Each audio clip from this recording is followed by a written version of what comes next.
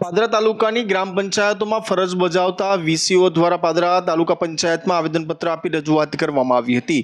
પાદરા તાલુકામાં ગ્રામ પંચાયતોમાં ફરજ બજાવતા વીસી દ્વારા કરવામાં આવતી કૃષિ સહાય ઓનલાઈનની કામગીરીમાં કોઈપણ પ્રકારના નાણાં લેવામાં આવતા નથી, જે મુદ્દે પાદરા તાલુકાના વીસીઓ દ્વારા પાદરા તાલુકા પંચાયતમાં આવેદનપત્ર આપી રજૂઆત કરી હતી।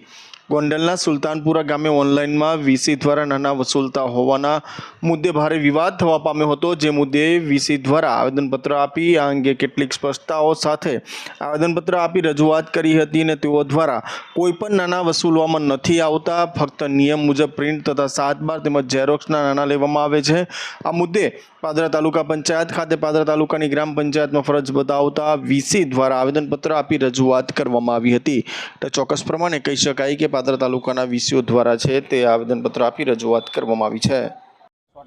નમસ્કાર, પાદરા તાલુકા વીસી મંડળ દ્વારા જે ગોંડલના સુલતાનપુરામાં જે ઘટના બની છે, આમ આદમી પાર્ટી દ્વારા જે આક્ષેપો કરવામાં આવ્યા છે અને જે વીસીને ટાર્ગેટ કરી અને સરકારને ઘેરવાનો જે પ્રયત્ન કરી રહ્યા છે એ વાત સદંતર ખોટી છે। વીસી કોઈપણ જાતના પ્રકારના પૈસા લેતો નથી। જે પૈસા લેવામાં આવે છે વીસી દ્વારા એ 7/12/8ના પ્રિન્ટોના અને ઝેરોક્સોના જે મોબાઈલથી ખેડૂત પાસે ના હોય તો મોબાઈલમાં લાવે છે એના પૈસા લેવામાં આવે છે। વીસી પાદરા તાલુકાના વીસી દ્વારા કોઈપણ જાતના ખેડૂતોને લાઇનમાં ઊભું રહેવાની તકલીફ પડતી નથી અને કોઈ ખેડૂતને લાઇનમાં ઊભો રાખ્યો નથી વીસીઓએ, અને રાતે 3-3, 4-4 વાગ્યા સુધી ઓનલાઈન પ્રક્રિયા કરી છે અને સદંતર કરતો રહેશે। અમે જે સમય મર્યાદા આપી છે સરકારે એ સમય મર્યાદામાં અમે આ કામ પૂર્ણ કરીશું એની ખાતરી આપીએ છીએ।